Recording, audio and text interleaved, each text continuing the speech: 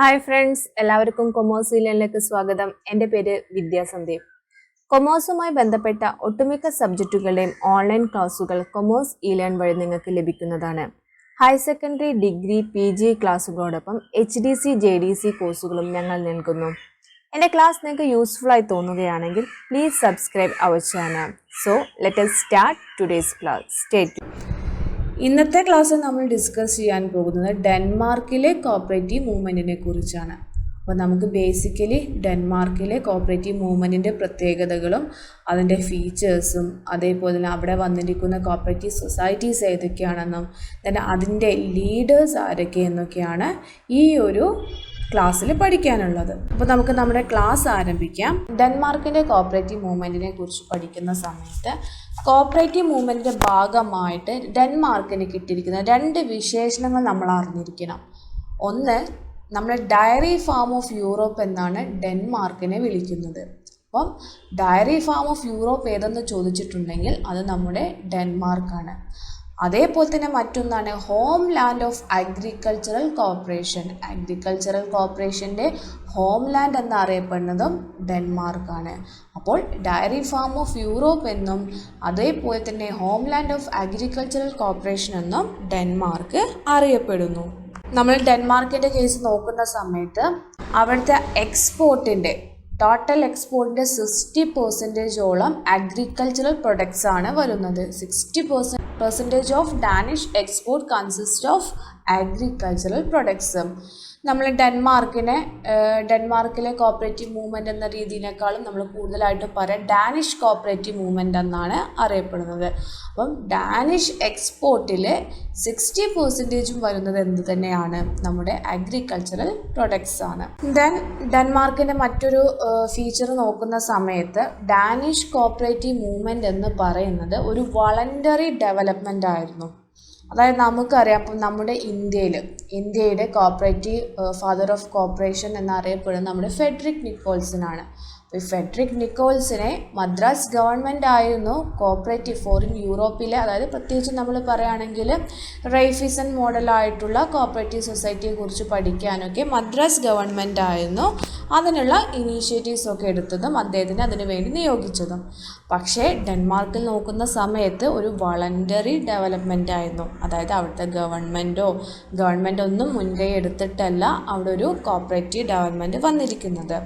അപ്പം അതാണ് ഏറ്റവും പ്രത്യേകമായിട്ടുള്ളത്. Most essential feature of Danish cooperative movement is voluntary development. Then no cooperative legislation in Denmark. അതായത് നമുക്ക് കോർപ്പറേഷൻ്റെ ബേസിൽ ഒരു നിയമങ്ങളും ലെജിസ്ലേറ്റീവായുള്ള കാര്യങ്ങളൊന്നും എവിടെ നിലനിൽക്കുന്നില്ല, ഡെൻമാർക്കിൽ നിലനിൽക്കുന്നില്ല. Education was made compulsory in Denmark. Yes, ബാക്കിയുള്ള കൺട്രീസുമായിട്ട് കമ്പയർ ചെയ്യുമ്പം ഡെൻമാർക്കിൻ്റെ മാത്രമുള്ളൊരു പ്രത്യേകത കൂടിയാണത്. അതായത് ഡെൻമാർക്കിൽ എഡ്യൂക്കേഷൻ എന്തായിട്ടുണ്ട്? കമ്പൽസറി ആയിട്ടുണ്ട്. അതായത് എല്ലാവർക്കും എഡ്യൂക്കേഷൻ പ്രൊവൈഡ് ചെയ്യണം എന്നുള്ളൊരു സിസ്റ്റം എവിടെ ഉണ്ടായിരുന്നു? നമ്മുടെ ഡെൻമാർക്കിലുണ്ടായിരുന്നു. ഡെൻമാർക്കിൻ്റെ കോപ്പറേറ്റീവ് ഹോൾസെയിൽ സൊസൈറ്റിയാണ് FDB എന്ന് പറയുന്നത്. Danish wholesale cooperative society is known as FDB. അപ്പോൾ ആ ഒരു FDB എന്ന് പറയുമ്പോൾ നമുക്ക് ഇതായിട്ട് യാതൊരു ബന്ധവും തോന്നില്ല അല്ലേ? ആ എഫും ഡിയും ഒക്കെ നോക്കുന്ന സമയത്ത് നമുക്ക് എവിടെ ഒരു ബന്ധം തോന്നില്ല. പക്ഷെ പ്രത്യേകിച്ച് ഓർക്കുക, ഡെൻമാർക്കിൻ്റെ അല്ലെങ്കിൽ ഡാനിഷ് ഹോൾസെയിൽ കോപ്പറേറ്റീവ് സൊസൈറ്റിയാണ് ഈ FDB എന്ന് പറയുന്നത്. All the primary societies are affiliated to it. അതായത് എല്ലാ ഹോൾസെയിൽ സൊസൈറ്റി ആയതുകൊണ്ട് തന്നെ എല്ലാ പ്രൈമറി സൊസൈറ്റീസും ഏതിൽ അഫിലിയേറ്റ് ചെയ്തിരുന്നു? നമ്മുടെ FDBയിൽ അഫിലിയേറ്റ് ചെയ്തിരുന്നു. The object of the society is to purchase, produce and distribute goods to the cooperative societies. അപ്പോൾ ഈ ഒരു FDBയുടെ അല്ലെങ്കിൽ ഈ ഒരു ഹോൾസെയിൽ സൊസൈറ്റിയുടെ മെയിൻ ആയിട്ടുള്ള എയിം എന്ന് പറഞ്ഞിട്ടുണ്ടെങ്കിൽ ഒന്നാമത് to purchase, then to produce and to distribute goods to the cooperative societies.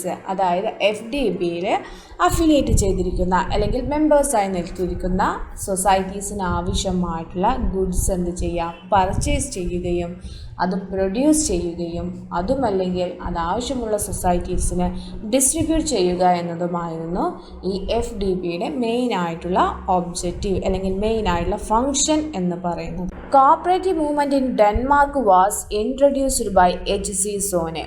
അതായത് HC സോനെ എന്ന് പറഞ്ഞ വ്യക്തിയായിരുന്നു ആദ്യമായിട്ട് ഡെൻമാർക്കിൽ കോഓപ്പറേറ്റീവ് മൂവ്മെൻറ്റ് ഇൻട്രൊഡ്യൂസ് ചെയ്യുന്നത്.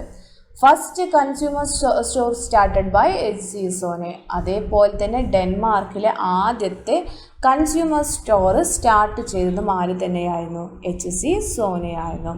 He convinced a number of persons to form twisted workers societies in 1886. അതായത് HC സോനെ ഇൻട്രൊഡ്യൂസ് ചെയ്ത അല്ലെങ്കിൽ ഡെവലപ്പ് ചെയ്ത സൊസൈറ്റിയുടെ പേരാണ് ട്വിസ്റ്റഡ് വർക്കേഴ്സ് സൊസൈറ്റീസ് എന്ന് പറയുന്നത്. അപ്പം ഇതിലേക്ക് നമുക്കറിയാം കോർപ്പറേഷൻ എന്ന് പറഞ്ഞൊരു കോൺസെപ്റ്റ് തന്നെ പുതിയതായിട്ടുള്ളൊരു കോൺസെപ്റ്റായിരുന്നു ആ ഒരു സമയത്ത്. 1886 ട്വിസ്റ്റഡ് വർക്കേഴ്സ് സൊസൈറ്റിയൊക്കെ ആരംഭിച്ചത്.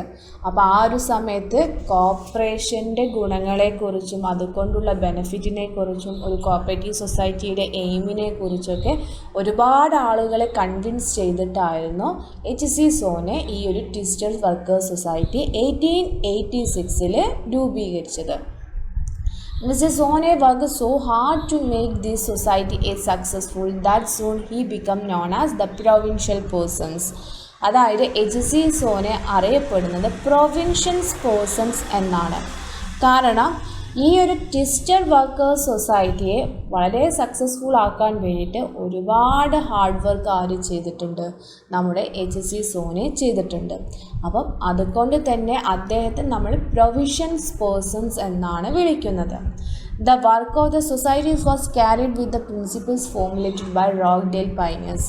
നമ്മുടെ ഇംഗ്ലണ്ടിലെ റോക്ക്ഡെയിൽ പൈനിയേഴ്സിൻ്റെ പ്രിൻസിപ്പിൾസ്, കോപ്പറേറ്റീവ് പ്രിൻസിപ്പിൾസ് എല്ലാം കൂട്ടിച്ചേർത്തിട്ടായിരുന്നു ഈ ട്വിസ്റ്റഡ് വർക്കേഴ്സ് സൊസൈറ്റി എന്ത് ചെയ്തിരുന്നത്? അവരുടെ പ്രവർത്തനങ്ങൾ നടത്തിയിരുന്നത്.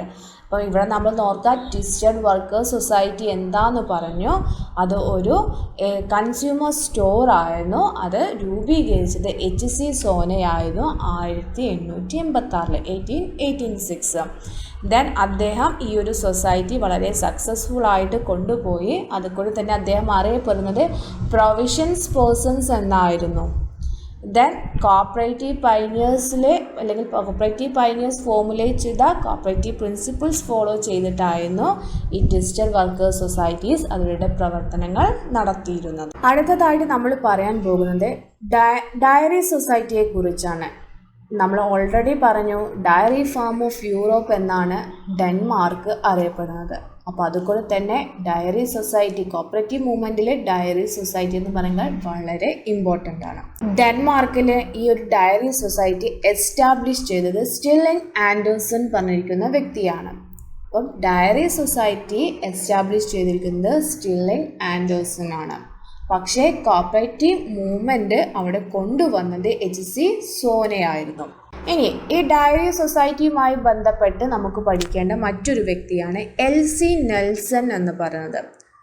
അതായത് separation of cream from milk എന്നൊരു കോൺസെപ്റ്റ് ഡെൻമാർക്കിൽ ഇൻട്രൊഡ്യൂസ് ചെയ്തത് 1878 ഈ separation of cream from milk എന്ന ഒരു കോൺസെപ്റ്റ് കൊണ്ടുവന്നത് LC നെൽസൺ ആയിരുന്നു.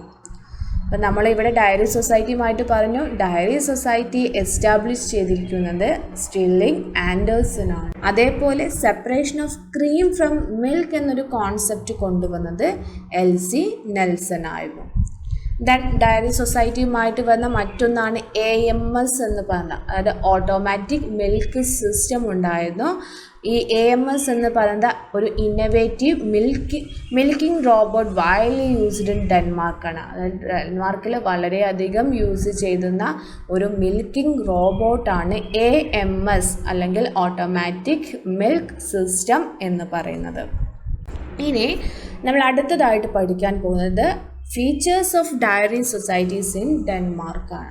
ഡെൻമാർക്കിലെ ഡയറി സൊസൈറ്റിൻ്റെ കുറച്ച് ഫീച്ചേഴ്സാണ്. ഒന്നാമത്തെ പറയുന്നത് ലാബിലിറ്റി ഓഫ് മെമ്പർ അൺലിമിറ്റഡ്. മെമ്പേഴ്സിൻ്റെ ലാബിലിറ്റി എന്ന് പറയുന്നത് എന്തായിരുന്നു? അൺലിമിറ്റഡ് ആയിരുന്നു. Then members do not contribute any fees. അതായത് മെമ്പർഷിപ്പിന് വേണ്ടിയിട്ട് മെമ്പേഴ്സ് ആരും എന്ത് പ്രൊവൈഡ് ചെയ്യേണ്ട, മെമ്പർഷിപ്പ് ഫീസ് കോൺട്രിബ്യൂട്ട് ചെയ്യേണ്ട ആവശ്യമില്ല. Then distribution of profit on the base of proportion of milk supplied. Then നമ്മൾ മെമ്പേഴ്സിനെ പ്രോഫിറ്റ് ഡിസ്ട്രിബ്യൂട്ട് ചെയ്ത് കൊടുക്കുന്നത് ഓരോ മെമ്പേഴ്സും സൊസൈറ്റിയിലേക്ക് കോൺട്രിബ്യൂട്ട് ചെയ്യുന്ന മിൽക്കിൻ്റെ പ്രപ്പോർഷൻ അനുസരിച്ചിട്ടായിരുന്നു. അതായത് കൂടുതൽ മിൽക്ക് സപ്ലൈ ചെയ്യുന്ന ആളുകൾക്ക് കൂടുതൽ പ്രോഫിറ്റിൻ്റെ കൂടുതൽ ഭാഗം നമ്മൾ എന്ത് ചെയ്യും, ഡിസ്ട്രിബ്യൂട്ട് ചെയ്യും. കുറഞ്ഞ മിൽക്ക് സപ്ലൈ ചെയ്യുന്ന വ്യക്തിക്ക് കുറഞ്ഞ പോർഷൻ ആയിരിക്കും ലഭിക്കുന്നത്. അപ്പം മിൽക്കിൻ്റെ ആ ഒരു പ്രപ്പോർഷൻ അനുസരിച്ചിട്ടായിരിക്കും അവർക്ക് എന്ത് കൊടുക്കുന്നത്, പ്രോഫിറ്റ് കൊടുക്കുന്നത്. ദെൻ എല്ലാ കോപ്പറേറ്റീവ് സൊസൈറ്റിയെ പോലെ തന്നെ 1 man 1 vote എന്ന തത്വം തന്നെയായിരുന്നു ഡയറി സൊസൈറ്റീസും ഫോളോ ചെയ്യുന്നത്. ദെൻ ഇതിൻ്റെ ഒരു ഏരിയ ഓഫ് ഓപ്പറേഷൻ എന്ന് പറയുന്നത് വളരെ ലിമിറ്റഡ് ഏരിയ ഓഫ് ഓപ്പറേഷൻ ആയിരുന്നു. ദെൻ ഡയറി സൊസൈറ്റിയുടെ ഏറ്റവും ഹയസ്റ്റ് അതോറിറ്റി എന്ന് പറയുന്നത് ജനറൽ അസംബ്ലിയാണ്. ദെൻ മറ്റൊന്നാണ് എല്ലാ പ്രാവശ്യവും ചോദിക്കുന്ന ഒന്നാണ് ലുർ ബ്രാൻഡ് എന്ന് പറയുന്നത്. ഡയറി സൊസൈറ്റി, അതായത് നമ്മുടെ ഡെൻമാർക്കിലെ മിൽക്ക് പ്രൊഡക്റ്റിൻ്റെ ട്രേഡ് മാർക്കാണ് ഈ ലുർ ബ്രാൻഡ് എന്നറിയപ്പെടുന്നത്. അപ്പോൾ ലുർ ബ്രാൻഡ് പ്രത്യേകം നോക്കുക, trade mark of milk product in Denmark. ഇനി നമുക്ക് അടുത്ത പഠിക്കാനുള്ളത് കോപ്പറേറ്റീവ് പോളിറ്ററി ഇൻഡസ്ട്രിയാണ്. ഇതെല്ലാം ഈ ഒരു ഡയറി സൊസൈറ്റിയുടെ സബ്സിഡറി ആയിട്ട് വരുന്ന കോപ്പറേറ്റീവ് സൊസൈറ്റീസാണ്. അപ്പം കോപ്പറേറ്റീവ് പോൾട്രി ഇൻഡസ്ട്രി എന്താണെന്ന് നോക്കാം. Egg and bacon industry is subsidiary of dairy industries. Dairy ഇൻഡസ്ട്രീസിൻ്റെ സബ്സിഡറി ആയിരുന്നു ഈ എഗ് അതുപോലെ തന്നെ ബാക്കൻ ഇൻഡസ്ട്രീസ് എന്ന് പറയുന്നത്. Introduce the system of grading and sampling of eggs. Poultry industry അവരൊരു ഗ്രേഡിംഗ് ആൻഡ് സാമ്പിളിംഗ് ഓഫ് എഗ്സിൻ്റെ ഒരു സിസ്റ്റം ഇൻട്രൊഡ്യൂസ് ചെയ്തിരുന്നു. അതായത് എഗ്ഗിൻ്റെ ക്വാളിറ്റി അനുസരിച്ച് അതിനെ പല ഗ്രേഡുകളൊക്കെ ആയിട്ട് എന്ത് ചെയ്തിരുന്നു, തരം തിരിച്ചിരുന്നു. Payment is done according to the quality of egg. അതായത് ഈ എഗ്ഗ് സപ്ലൈ ചെയ്യുന്ന മെമ്പേഴ്സിന് ഉള്ള പേയ്മെൻറ്റ് നൽകിയിരുന്നത് അവർ സപ്ലൈ ചെയ്യുന്ന എഗ്ഗിൻ്റെ ക്വാളിറ്റിയെ ബേസ് ചെയ്തിട്ടായിരിക്കും. നമ്മൾ പറഞ്ഞ ആ ക്വാളിറ്റീൻ്റെ ബേസിൽ നമ്മൾ ഗ്രേഡിംഗ് നടത്തുന്നുണ്ടെന്ന് പറഞ്ഞു. അപ്പം അങ്ങനെ ഗ്രേഡിംഗ് നടത്തുന്നതിൻ്റെ മെയിൻ പർപ്പസ് എന്താണ്, അവരുടെ പേയ്മെൻറ്റ് കൃത്യമായിട്ട് ഓരോരുത്തരും സപ്ലൈ ചെയ്യുന്ന ക്വാളിറ്റി ഓഫ് എഗ്ഗിൻ്റെ ബേസിൽ നൽകാൻ വേണ്ടിയിട്ടാണ്. Then Cooperative Egg Export Association is formed in 1895. 1895 ഡെൻമാർക്കിൽ ഒരു കോപ്പറേറ്റീവ് എഗ് എക്സ്പോർട്ട് അസോസിയേഷൻ എന്ത് ചെയ്തിട്ടുണ്ടായിരുന്നു, ഈ പോളിറ്ററി ഇൻഡസ്ട്രിയുടെ ഭാഗമായിട്ട് ഫോർമുലേറ്റ് ചെയ്തിരുന്നു. ഇനി നമുക്ക് അടുത്ത പഠിക്കാനുള്ള ബുൾ ക്ലബ്സിനെ കുറിച്ചാണ്. It is attached to dairy society. Dairy സൊസൈറ്റീസിന് സബ്സിഡറി ആയിട്ട് അല്ലെങ്കിൽ അതിൻ്റെ കൂടെ തന്നെ രൂപീകരിച്ച ഒന്നാണ് ബുൾ ക്ലബ്സ് എന്ന് പറയുന്നത്. They undertake function of feeding the cattles, distributing good quality bulls to farmers etcetera. അതായത് ഈ ബുൾസ് ക്ലബ്സ് എന്ന സൊസൈറ്റി മെയിനായിട്ട് എടുക്കുന്നത് ഒന്ന് കാറ്റിൽസിൻ്റെ ഫീഡിങ്ങുമായി ബന്ധപ്പെട്ട കാര്യങ്ങൾ, അതേപോലെ തന്നെ ഫാമേഴ്സിന് ആവശ്യമായിട്ടുള്ള വളരെ ക്വാളിറ്റിയോടുള്ള ബുൾസിനെയൊക്കെ എന്ത് ചെയ്തിരുന്നു, അവർ ഡിസ്ട്രിബ്യൂട്ട് ചെയ്തിരുന്നു.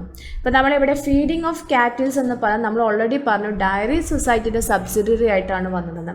അപ്പോൾ ഈ ഡയറി സൊസൈറ്റിയിൽ തന്നെ ഇപ്പം നമുക്കറിയാം മിൽക്ക് എന്ന് പറയുന്നത് ഒരുപാട് നമുക്ക് വെറൈറ്റീസ് ഉണ്ടാക്കാം അല്ലെ, ഒരുപാട് മിൽക്ക് പ്രൊഡക്ട്സൊക്കെ അതിന് എന്ത് ചെയ്യാം, നമുക്ക് ഉണ്ടാക്കിയെടുക്കാൻ പറ്റും. അപ്പം ബട്ടർ, കേർഡ് എന്നൊക്കെ പറഞ്ഞിട്ട്.